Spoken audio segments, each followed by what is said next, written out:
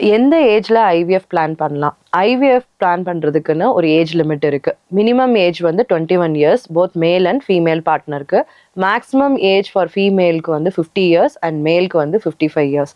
இந்த ஏஜ் லிமிட்டுக்கு மேலே போயிட்டாங்க அப்படின்னா எதர் அவங்க டோனார் எக்கோ, டோனார் ஸ்பெர்மா இல்லை டோனார் எம்ப்ரியோவா தான் போக முடியுமே தவிர அவங்களோட ஓன் கேமெட்ஸை யூஸ் பண்ண முடியாது. இந்த ஏஜ் லிமிட் ஏன் வந்து ஏஆர்டி லால கொண்டு வந்திருக்காங்க அப்படின்னா, ஓல்டர் ஏஜ்ல பிரெக்னென்ட் ஆகும்போது பிரெக்னன்சி காம்ப்ளிகேஷன்ஸ் வந்து ரொம்ப அதிகம். டயபெட்டிஸ், ஹைப்பர் டென்ஷன், ப்ரீஎக்லாம்சியா போன்ற ப்ராப்ளம் வந்து அந்த மதருக்கு வந்து வரலாம். ஜெனட்டிக் ப்ராப்ளம் அதிகமாக இருக்கும். ஓல்டர் ஏஜ்ல வந்து அவங்க ஸ்பெர்மையோ இல்லை எக்கையோ நம்ம யூஸ் பண்ணோம்னா ஜெனட்டிக் ஃபேக்டர்ஸ் வந்து அதிகமாக வரும். அந்த கரு வந்து ஒழுங்காக வளராது. இன்னொன்று வந்து ஓல்டர் பேரண்ட்ஸ்னால அந்த குழந்தைய வளர்க்க முடியுமான்ற சந்தேகம் இருக்கிறதுனால தான் இந்த ஏஜ் லிமிட்டை வந்து வச்சிருக்காங்க. அதனால ஐடியலா 35 இயர்ஸ்க்கு முன்னாடியே ஐவிஎஃப்ஓ இல்லை நேச்சுரல் பிரெக்னன்சியோ நீங்க பிளான் பண்ணீங்க அப்படின்னா உங்க ஓன் கேமெண்ட்ஸ்ல நீங்க கருத்தரிக்கலாம். பிளஸ் ஜெனட்டிக் ஃபேக்டர்ஸ்னால கரு உருவாகிறது வந்து ஹெல்த்தியா இருக்கும். ஜெனட்டிக் ப்ராப்ளம் வராது. அண்ட் வந்து பிரெக்னன்சி காம்ப்ளிகேஷன்ஸை அவாய்ட் பண்ணலாம்.